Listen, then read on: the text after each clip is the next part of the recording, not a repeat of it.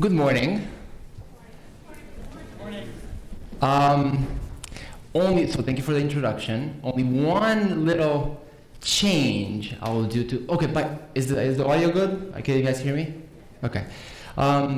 So one thing I thought about doing after, who was last night at the bar? Okay, so a lot of you. With whom did I talk last night? Okay, I remembered more people.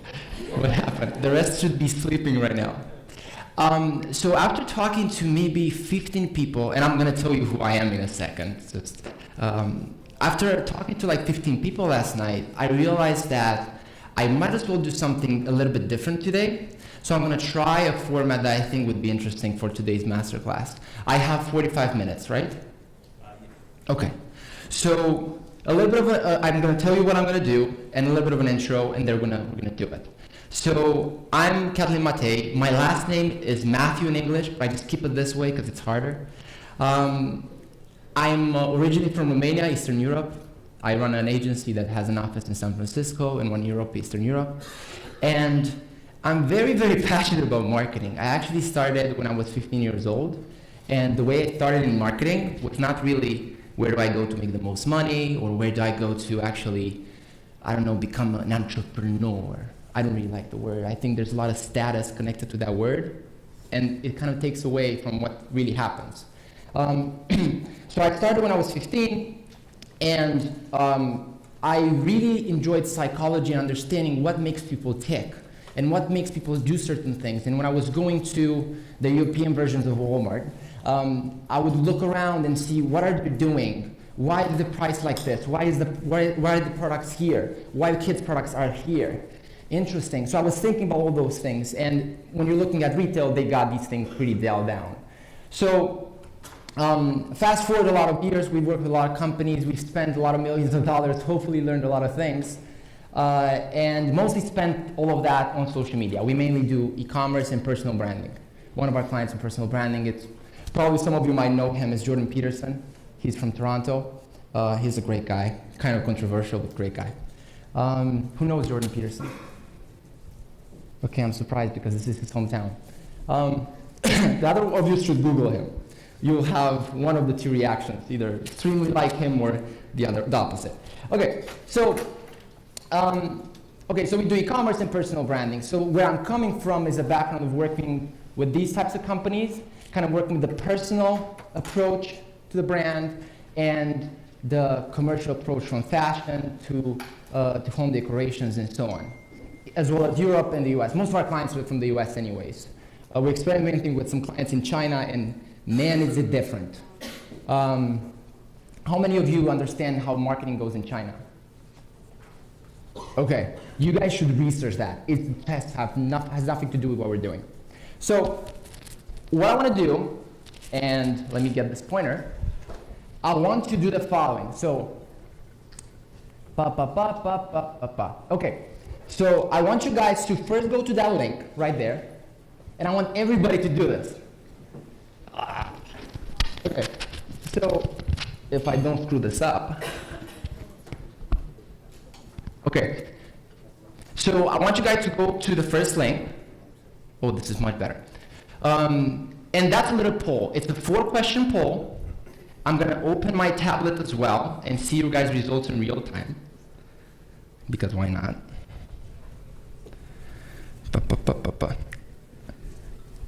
Okay. Bit.ly. Oh, I love this silence. Okay. Good. Is everybody on the link? Good. There's 4 questions. I just want you guys to answer them. They're anonymous. I'm not going to know who you are and everything else, no personal information. Just answer them so I'll be able to look a little bit and have context as we go through this to be able to know who's in the room and what type of answers would be most useful to you guys. Okay? I'm going to screw up my answers with some random ones here. Submit. Okay. See previous responses. Bang. Okay. Only 27, come on. How many people in the room? Maybe like 100? Anybody having issues with it? Okay. Good. Loading responses.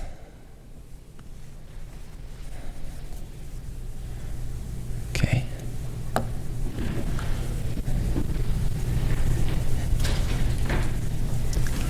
Everybody done? It's only 4 questions. Good?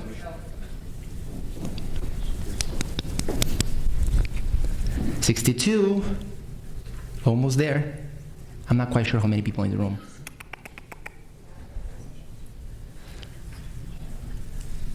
Battery's running low, by the way. That's not mine. Okay. Okay. Interesting.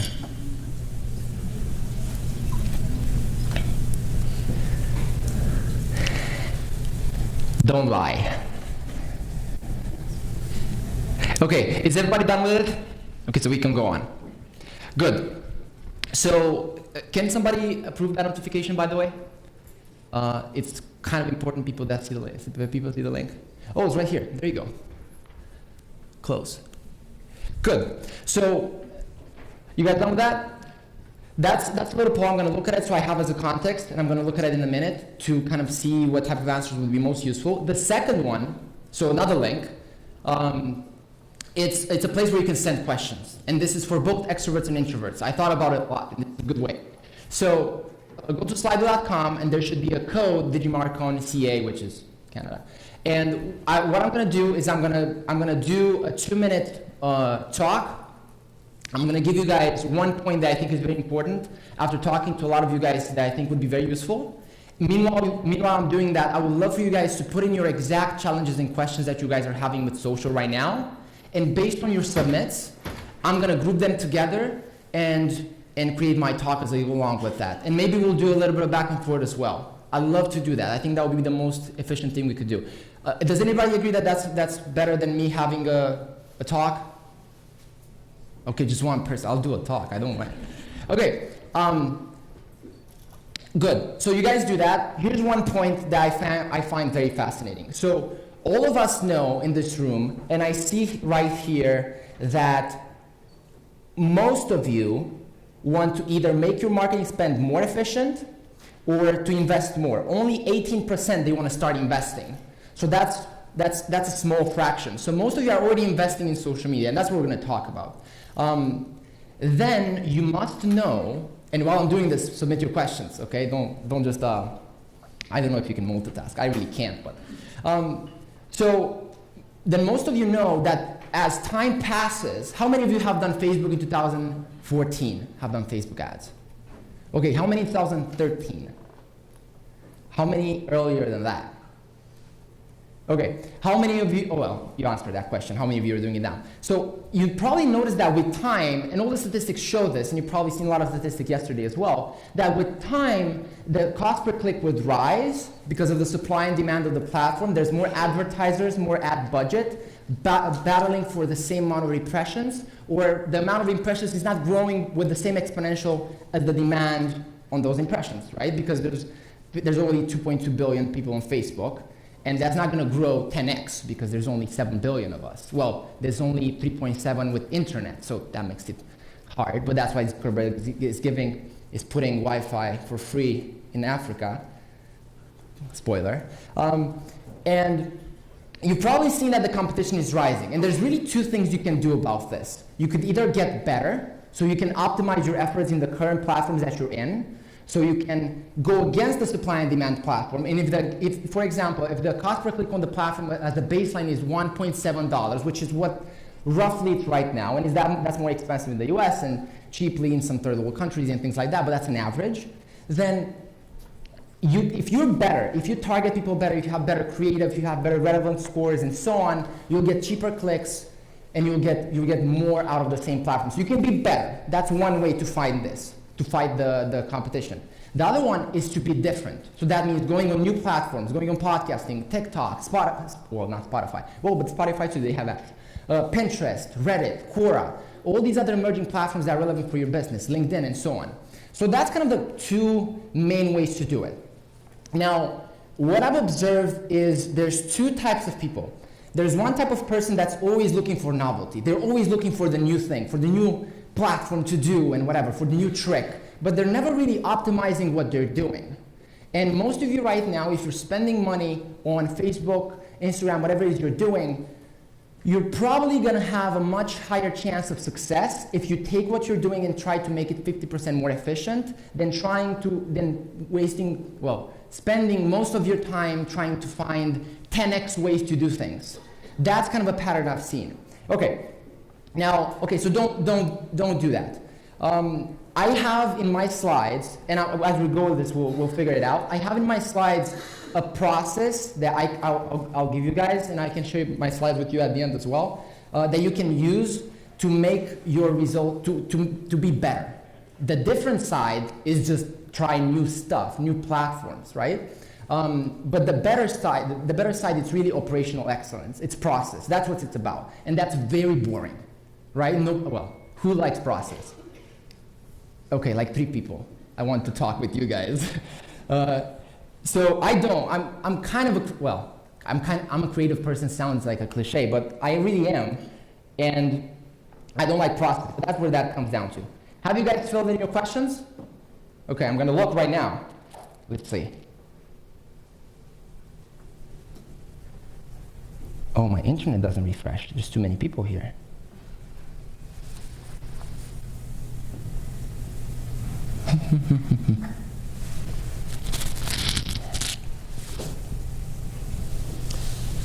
There's no questions?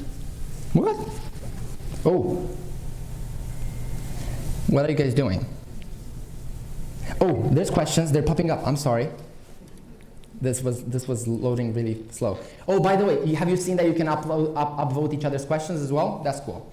Okay, so our customers' industries are so niche. How can we use social media effectively to engage our customers more effectively? So this has the highest votes. We'll start with this one. Our customers are so niche. Okay, who can ask who asked this question? Okay, are you B2B, B2C? A bit of both. Okay, what are you doing? On the one side of our business, we have kind of education software. Yeah. And on the other side is engineering solutions. Well, that's 2 different businesses, right? 2 different product lines, 1 business. But 2 different customers, 2 different, yeah. So which one do you want to talk about? The ones that are ultra niche are engineering ones. The engineering ones. Well, who's the target market for that? Who's the target avatar? We're looking for the people who buy versus the people who actually are engaging. Can you guys hear what he's saying? I'm sorry. Okay. I'm sorry. Hear me now? Oh, that's cool. There we go. I like that. So the people that are buying it tend to, of course, be more of the CFO level within engineering firms. The people who are actually researching and making the push for change for the engineering solutions are the people, like the engineers themselves. So the people that are trying to find faster, easier, better ways to do things. And who would you rather have? Who would you rather influence, the CFO or the engineer? The engineer, right?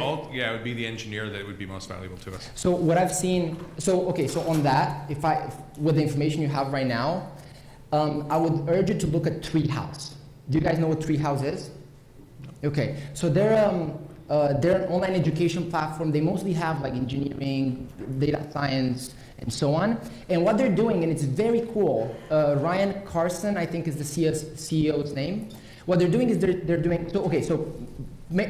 briefly, I would recommend LinkedIn, podcast, and that's it. I would focus on that. And LinkedIn, by the way, for anybody doing B2B, the supply and demand on LinkedIn is incredibly good. Like, by the supply and demand, I mean the amount of impressions that you would get as a default is incredibly good. For example, for Facebook right now is 0.5%. No, 0.05%, I'm sorry. That's very low. That's very low, right? So for LinkedIn, I think it's about 7% right now. That's 300 times better? I don't even know. So what I would urge you to do is the following. Have your sales list of the people that you're trying to get to. So those are specific people in specific companies with specific job titles. And add those people in LinkedIn, which is the sales, like that's the sales side. And then create content and see how you can integrate them in that content. For example, message 10 CTOs or engineers, whatever the engineering lead or technology officer, whatever that is, and say, hey, I'm doing this little post on LinkedIn on the top 3 things, on how do top technology officers are approaching educating their engineers, if that's what you're selling, education for engineers, if I got it right. It might not. Yeah. I might not. Okay, so I'll do that, and then I will do a very niche podcast, only for chief technology officers, and that's what Ryan is doing. He's doing a podcast for chief technology officers, one for for human resources people, and very niche. And he only has, like, I talked to him, he has 700 listens per podcast, but who cares? They're your 700 people, right? And those people, especially really high value people, they listen to podcasts. They're not gonna listen, they're not gonna watch, because listening is different. They're not gonna watch your YouTube videos, right? But they're gonna listen to a podcast because they have commutes, they have planes, they need to use their time, and these are productive people. So podcast is disproportionately a place which high quality decision-making people are paying attention. And they're not paying attention for 29 seconds, which, by the way, is 4 times higher than the average watch time on Facebook. They're paying attention for 29 minutes. That's a long time. You can create content, you can do all of that. So what I would urge you to do is be very niche with your podcast, only for CTOs, and see how you can create content for them. And for anybody that's in B2B, that's exactly the same thing. And you don't need to have 100,000 downloads. And if you're worried about those people coming to your podcast, I have a podcast as well. I just had Robert Kiyosaki on. He's big. I'm not big, as he is. Do you guys know who Robert Kiyosaki is? Okay, so it's just a sales job. You just pitch them, you just come to them, you come at the right time, you know when they have a book promotion, you know when they have a launch, whatever that might be, and you come at it, right? That's with authors. With them, it might be different. But you see how you can add value, and you're adding value. And most of these people, executives, they have a pretty interesting ego, so they would say yes anyways to being interviewed. So it works. And you have a chance to talk to your exact ideal customer. So that would be my advice. Does that help? Yeah, it's actually been something that we've been talking about now for... Well, why didn't you come? I'm just... Okay, no, go ahead. No. But it's this like podcasting, blog strategy. Yeah. Yesterday, actually, something was echoed that we're thinking of doing is we're going to launch a new web property specifically for one of the core engineering verticals. Yeah. We're going to repurpose content 3 ways. So it's going to be video turned into an audio podcast that also is a companion long-form SEO page. Is it working? Well, this is one of the things I'm literally starting next week. Okay, well then do that. Yeah. Do that. LinkedIn. Focus on LinkedIn. B2B, just forget everything. Just do LinkedIn. It's amazing. The amount of business that's sitting there untapped is just incredible. And I think I'll give it 16 months. And it's going to be overpopulated by spammy marketers. It already is, but I mean, it's going to get there. Yeah. Okay, next question. How do you think Instagram removing likes being displayed will help or hurt brands and influencers? Will it go beyond the Canadian market? When is that? When has this happened? Removing? Well, yeah. I don't think that matters. Most of these things, do you guys know how the Instagram and Facebook, they're testing functions to roll out? Any engineer can really test out stuff on 50,000 impressions or 50,000 people, and then if it goes beyond that, it's already on? I'm sorry, it's already on? There's no likes on, there's no likes on Instagram? It's already on? It just shows, like, doesn't show, like, 250 people have liked your post. It just says one person and others. You have to click on the others to see who else has liked it. If that happens, then it's probably good for the overall metric that Instagram is going after, which is stickiness on the platform. So I wouldn't worry about it. But people seem to be worried about this. This has 21 votes. Okay. Am I still not getting the problem with this? Am I not getting the problem? Sorry, it wasn't my question. Okay. But I think what they're trying to ask is because because you can't see how many people or how popular a post is, will that hurt or help a brand? Again, it wasn't my question. I'm not Logan. Yeah. Was it your question? No, it wasn't my question. But I think maybe why some people are concerned is that when you see 250 likes on something, it gives it some inherent credibility or authority. And if you can't see that, then your post is the same as someone who only has 10 likes, for example, but because you can't see the likes. You only see 10 likes, or no, you don't see a number at all. So it kind of equalizes everything. Okay. I'm not sure. It's we've done some experiments with this, with posts that have a bunch of likes and posts that don't have a bunch of likes, and we've seen how many people click and engage, and ultimately CPAs and things like that, and it doesn't really matter statistically. It's kind of frustrating because you would expect that people see a lot of likes, they trust you more. They do, but there's a 3% difference. Who cares? I don't know. I don't know this exact change, so I'll look into it. Seems like everybody else knows about it, but that's fine. Okay. I'm not sure I solved that, so I'll go forward. How to treat social media when you are in a controversial industry. I love this one. Who asked it? Okay, you guys, I love it. You don't do it.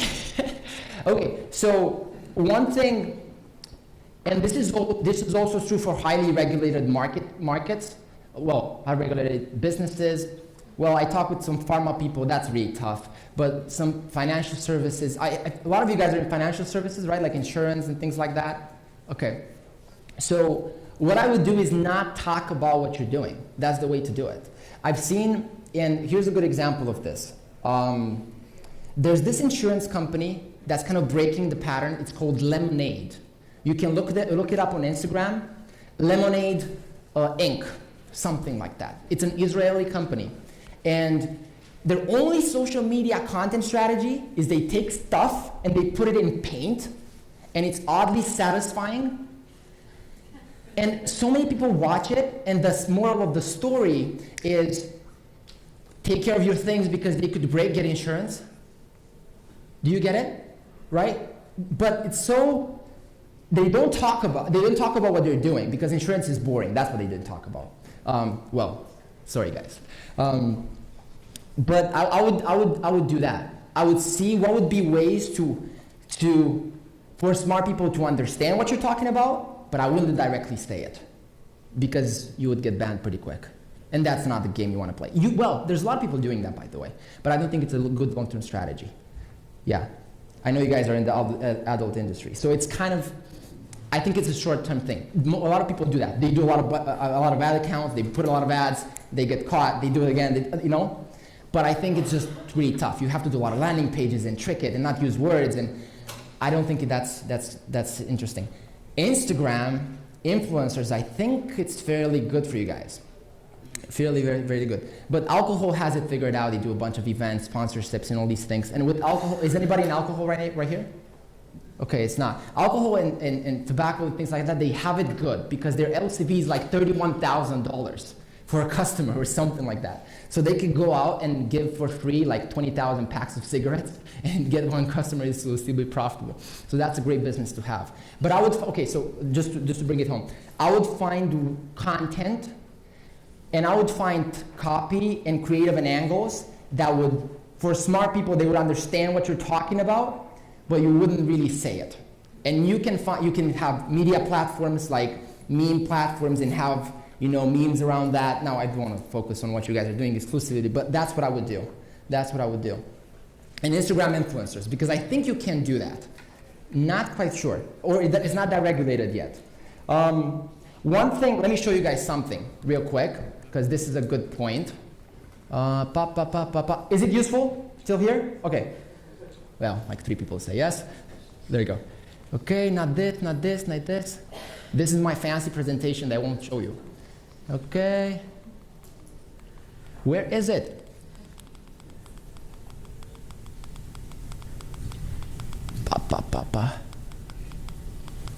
No, it's not here. I'm sorry. 1 second.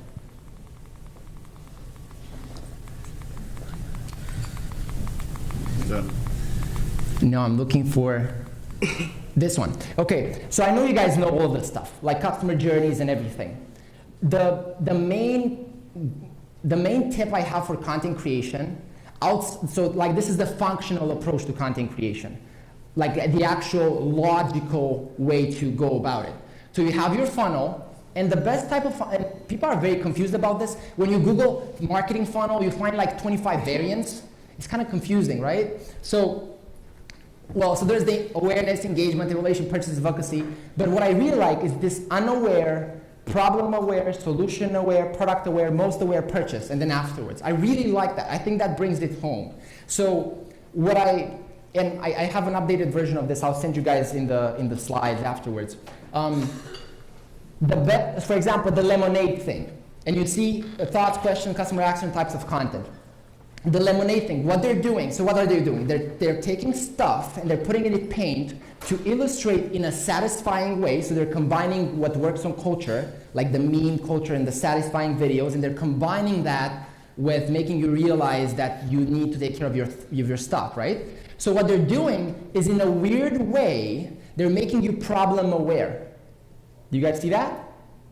So that's a main problem with insurance. They're not quite clear. Well, that's the untapped market. The people that already know they need to get it, they're going to Google it. So that's intent-based, really hard to compete over there. You guys know that, right? If you're in highly competitive marketplaces, Google is just a matter of time that you're going to get outbid, right? Because you're doing the same thing. It's just a matter of paying more. Now, what they're doing is in a very smart way, so combining what works on social, which is memes, satisfying stuff, and so on, and combining that with their insurance stuff. Okay, so my main content framework, and this is very simple, is you have people that are unaware. So who are these people? Who are the audiences in social? These are your interests. These are your lookalikes. These are your broad interests, broad behaviors, demographics, psychographics, right? These are, if you're selling supplements, these are people interested in certain blogs or books and so on, right? That's your interest right there. What's the content that you're going to create for these people? Well, if these are people that are already reading blogs, then they're probably problem aware, right? So kind of disproves my point because I was talking about unaware, but go with me. Then what content can we create for the people that are unaware? We need to create content that would go alongside the platform first. So what can we do that would be contextual to the platform?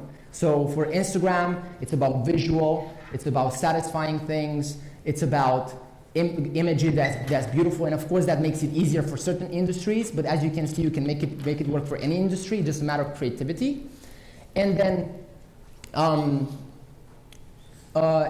how can you take the context of the platform and make them aware of the problem? That's it.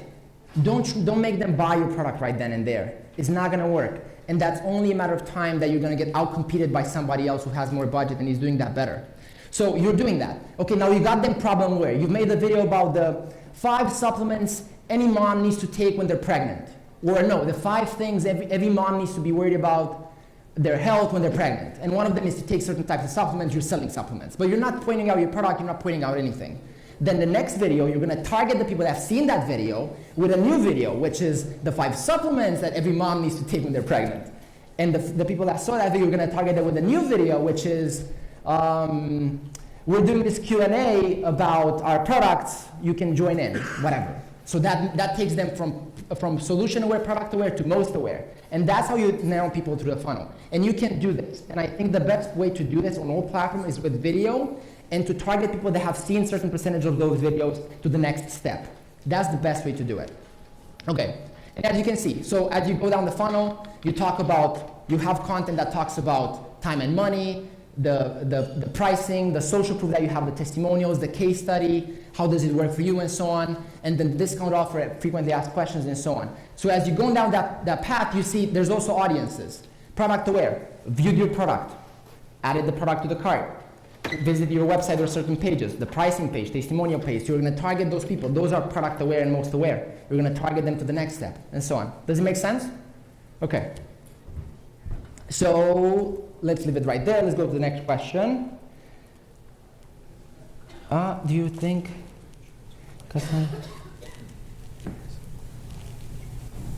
what do you think is going to happen with Facebook privacy? And is it worth staying on the platform? Is it important to you guys? Okay, so I honestly don't know. I talked with a lot of Facebook executives, and they really don't have a good sense of what the solution is not obvious. What are you worried? Who asked the question? This is a common thing. Who asked it? What are you worried about? Are you worried about your safety as a person on social? What are you worried about you being able to spend money as a brand? I'm also worried for... And speak a little louder so that people can hear you. Don't speak loud. Hello. Hello. I was more so concerned for our customers. Yeah. The company that I work for is largely, the company culture is very well known to be very transparent and giving a shit and being honest. Yeah. And I find it's kind of conflicting a little bit with our Facebook stuff right now and with what's going on. So I just wanted to make sure that we're pairing with a company and using a platform that adheres to our company culture as well. So if somebody else's privacy stuff is being compromised on Facebook and we're not aligned with that, I wanted to know if it's still worth investing in it. And what industry are you in? Consumer goods. So like home and bath care. Can you afford not to be on Facebook? Probably not. Okay, then what are we talking about? So I think that's a great argument. I think for most people, they go from two extremes, either being completely moralistic about it or being completely without values like Cambridge Analytica, right? Like there's just two extremes. I think the reality is in the middle. I think there's no shame in using a platform, but if your values conflict with it, to try to find ways around it. Look at Elon Musk. He was like, I don't like this Facebook thing. I'll quit. I don't like an Instagram. He doesn't have Instagram either. He was like, oh, whatever, right? Because he can. Yeah. Now, can you? No. Right. But why don't you spend 20% of your budget and time to try to find ways around it? So if you can do Instagram influencers, if you can go direct to people, what are you selling exactly? Home and bath care products. Okay. So, man, you need Facebook like air. Yeah. Yeah. I think it's a complicated issue, and Facebook is not going to go away. I think there's a 5% chance, and I'm almost certainly wrong because it's only 5%, but I think there's a 5% chance that these big companies are going to get broken down because they have way too much control, way too much power. But that's such a deep philosophical argument. I can talk to you about it afterwards. I think there's a 5% chance. If you look at China and the way they do it, well, they're completely different and they have so many things wrong about it. But if you look at blockchain, like there's so many technological advancements that have a chance of distributing this power to the people. And that's a small chance, but I think there is, especially with blockchain. And I know, do you guys know Salim Ismail, Exponential Organizations? He's a Toronto guy as well. Who am I talking about? Nobody knows it. Okay, so do you guys know Singularity University, or the Singularity, Ray Kurzweil?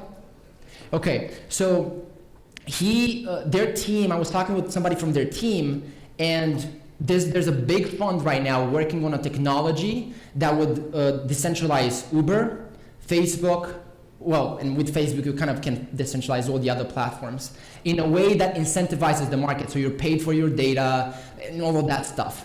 But I think the chance is small because these have such a network effect. They're so big, and the value of the platforms is when there's people on it.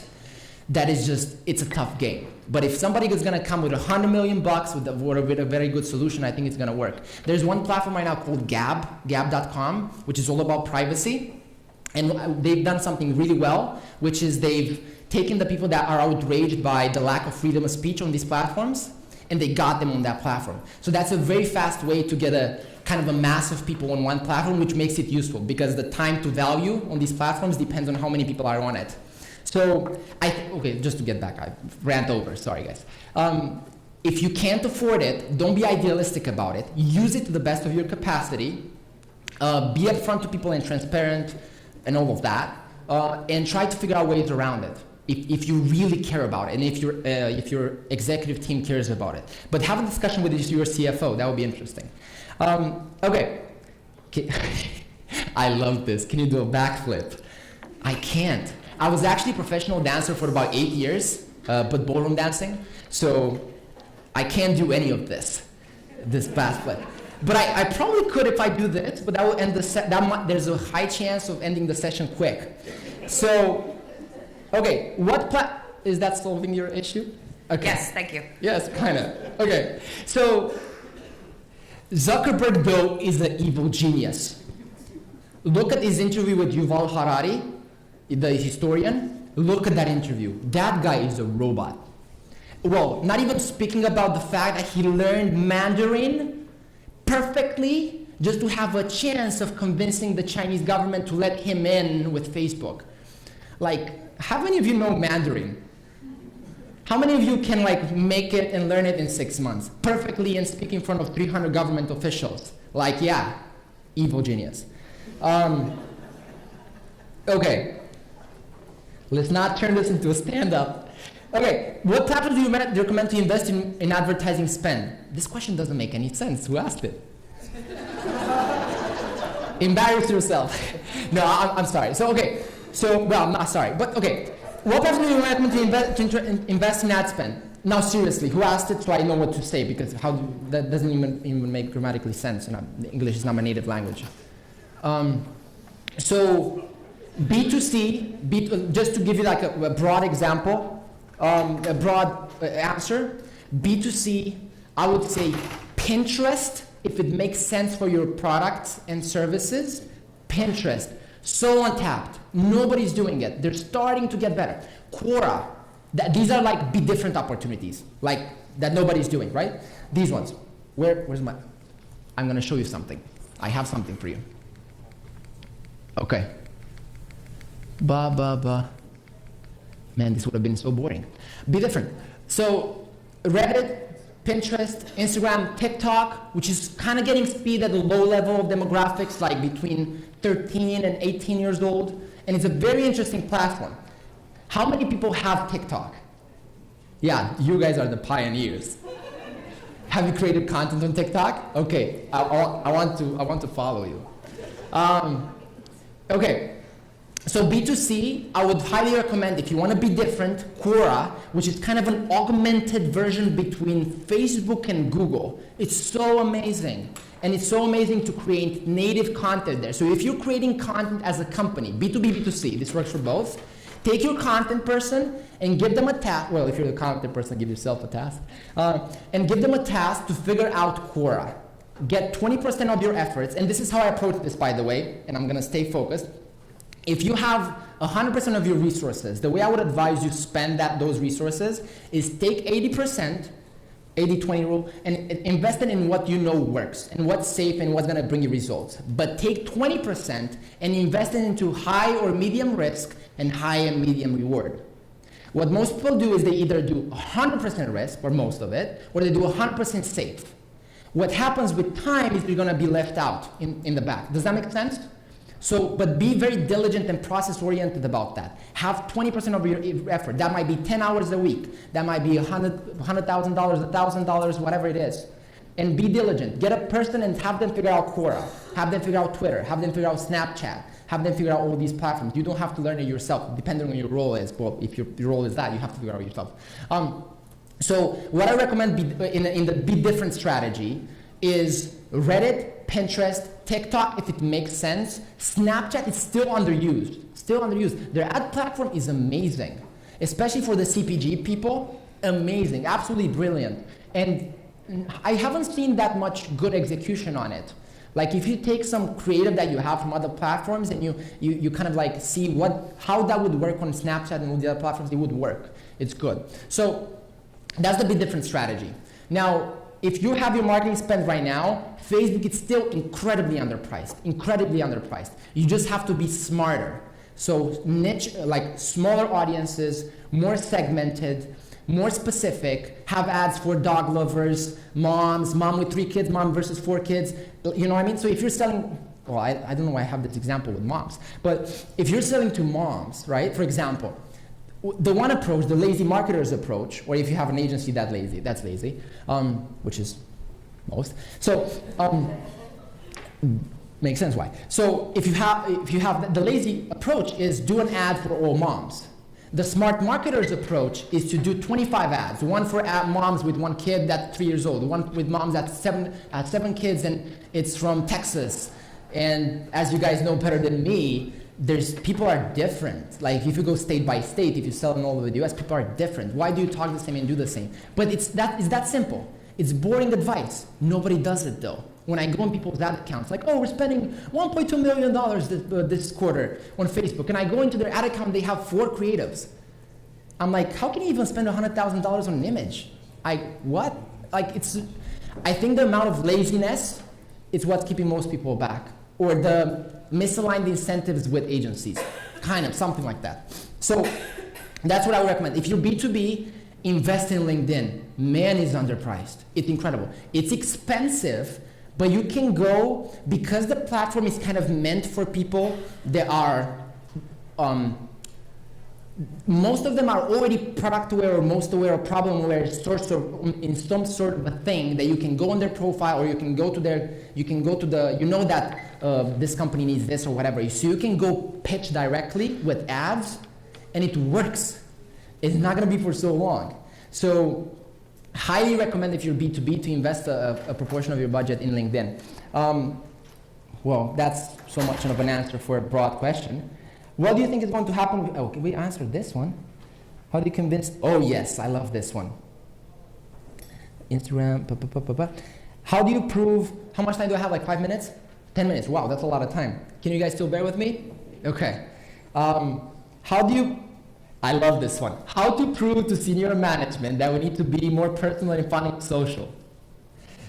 Need examples of B2B publicly traded work doing awesome awesome social media.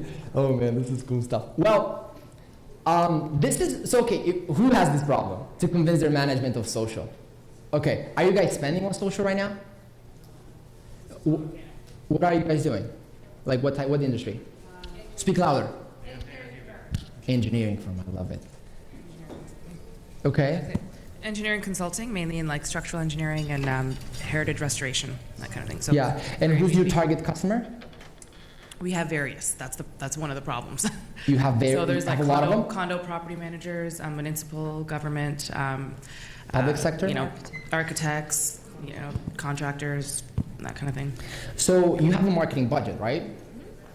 So where are you spending that budget? Magazines. I hate magazines. Print media, digital media. Print media? Yes. Okay.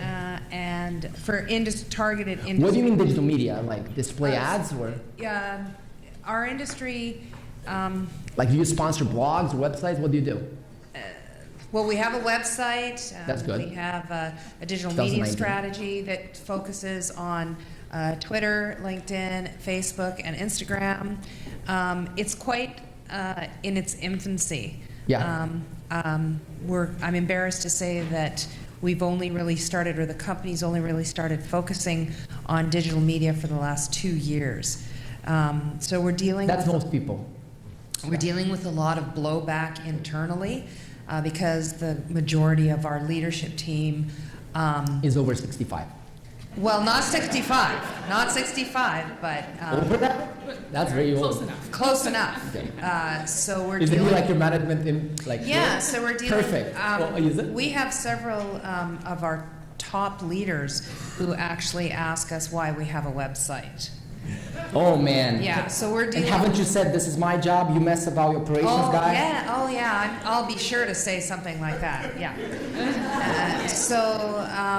We're dealing with not only the external issues that each and every one of us combat daily, but. So do you get along with the CFO?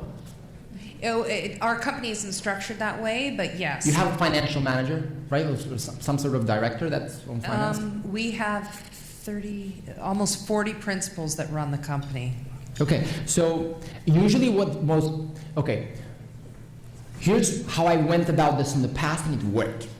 Now, this is like this. So the aligned incentives that most management has is profit and bottom line, right? Most of the time. And the problem with digital and social is if you don't track it well, man, I can only hear myself now. Good. If you don't track it well, there's no way to prove them that they're wrong, right? So that's a challenge. And they're going to say, yeah, I'm going to use Instagram, who cares, whatever, right? They're going to say that. Number one priority, get somebody to set up your tracking and analytics properly. really important, and get it down well, because if they're, I've seen a CFO do this. So somebody set up some analytics kind of okay, and then the CFO hired an external consultant to analyze it and audit it, and it was flawed, and they cut out the budget. I was like, what are the people doing? They're fighting. Well, it's wrong, but you need to have it set up properly so I can show you the, no swear words, face. Yeah. Right?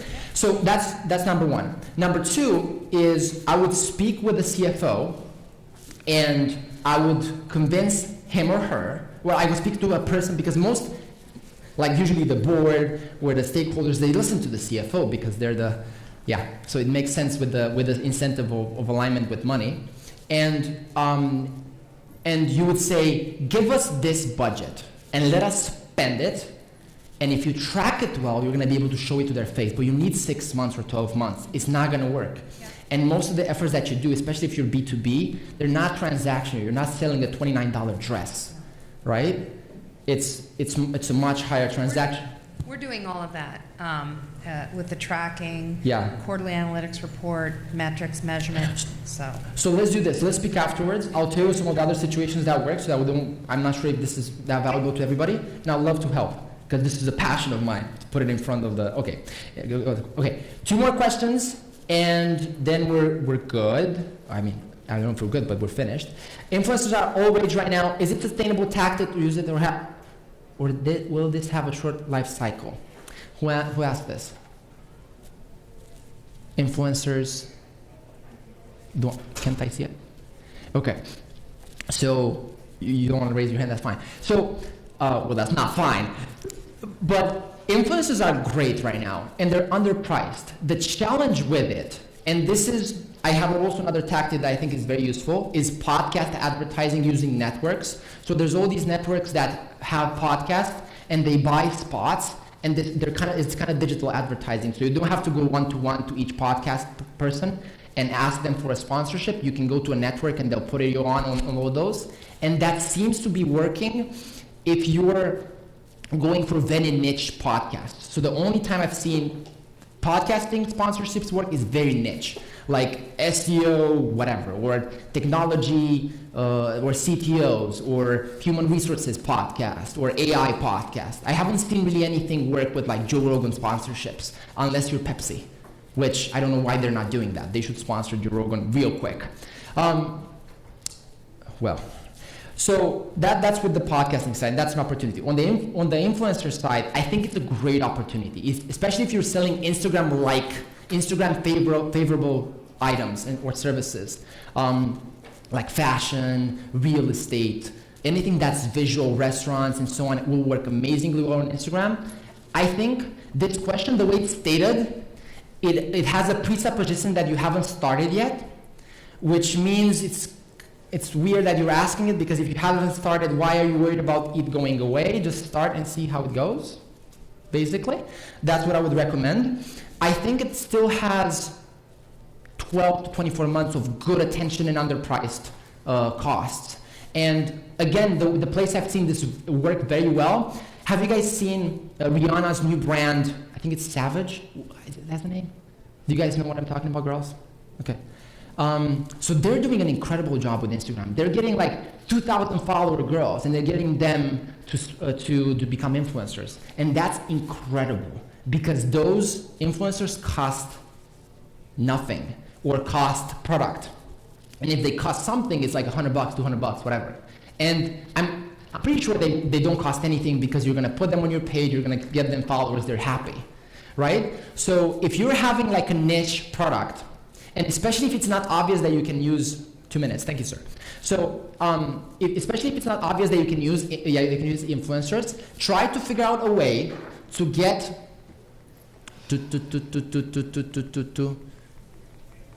oh man, this is so interesting, but I cannot talk about it.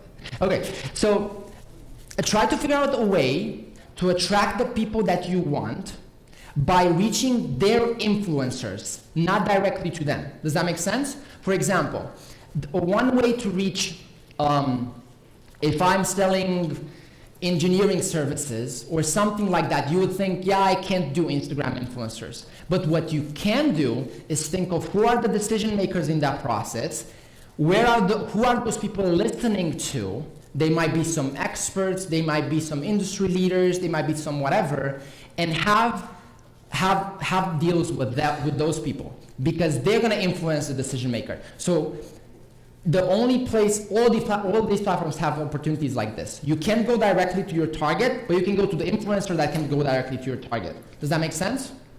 So that's how we'll go about it. We'll take one last question, and then I'll be outside, and if you guys want to chat, I'd love to. For B2B companies who are using LinkedIn, Twitter, and Facebook, what kind of content engagement should be used to generate leads rather than awareness? This is a broad question. Let's see, what can we answer in a minute? Hidden cost. What's the hidden cost of organic content? How does it compare to promoted content? Any sense to still bother with organic campaigns? Yes, but you have to be very good. That's it. Because the supply and demand is so unfavorable to organic content on most platforms that you have to be exponentially good in order to make it work. Here's 2 triggers that I've seen work with organic content on all platforms. And LinkedIn, by the way, right now is how Facebook was in 2014. They push video very hard. Do you remember those, like, when Facebook was all video, like 2 years ago? That's exactly where LinkedIn is right now. So if you do video, and even if it's a bad one, it has like 2,000 people reached, or 800 or whatever. Depends on, obviously, a lot of things. But just to finish with LinkedIn, use hashtags, use video, it will work. End of story. And tag the right people. So tag people in your posts. Because for some reason, and this is a hack, I'm sure LinkedIn will figure it out and change it. If there's any employees of LinkedIn here, please don't. But if you tag somebody on LinkedIn, and they even watch it, not even engage with it, like or comment, their connections will also see it. So you're influencing, you see how that works? And you don't need to have 1,000 impressions with that. You can have 3,000, like 300 impressions, and you'll get to one of the decision maker that you want. So in any case, getting back. I think the 2 triggers on most organic content right now are, especially on Facebook, deep, meaningful comments. So because what Facebook wants was their ultimate objective is keeping users longer on the platform, right? So why do people come on Facebook? They come to engage with friends. And what's a really common sense behavior that people do on Facebook? They leave comments with the people that they care about. So if you can make yourself or post that they will show that behavior, Facebook will get that you're someone that they care about. So deep, meaningful comments, and how can you hack that? Think about it. Tell me a story of how you used your product and blah, blah, blah, blah. This, giveaway, whatever that might be. And that will work. So that's one way. And try to make people share your content. And short, and I'll finish, is powerful emotions make people share. Negative and positive. I'm not saying which one is right or wrong. Jonah Berger? I think it's his name. He has a book, Contagious. He talks about what makes people share. It's an incredible book. But the gist of it is extremes. So hate, rage, and so on, and happiness, laughter, and that's it. And also follow BuzzFeed. Look at the TikTok from BuzzFeed, and they that's like a work of 100 data scientists on what content works. And it's incredible. So that's it. I'll finish. Thank you so much, guys. I'll be outside. And I'd love to talk more with you guys if you guys want. I'm also going to do a giveaway. I'm going to give some, like, a bag of cash that most of you have signed up or something like that. So if you can sign up outside and win, like, a free audit or something, but nobody seems to care about that one. And that's it. And last thing, I'm going to leave my contact stuff here, and I'm going to be off. Sorry for keeping you guys too long. Okay, there you go. You can scan that QR code. It will take you to a website where you have all my stuff. If you want to follow me on LinkedIn, Instagram, podcast. I do a podcast. It's kind of cool, I think. I have some really cool guests, obviously. And that's it. Thank you guys so much. Hope it's been useful. And we'd love to talk with you guys outside. Thank you so much. Thank you.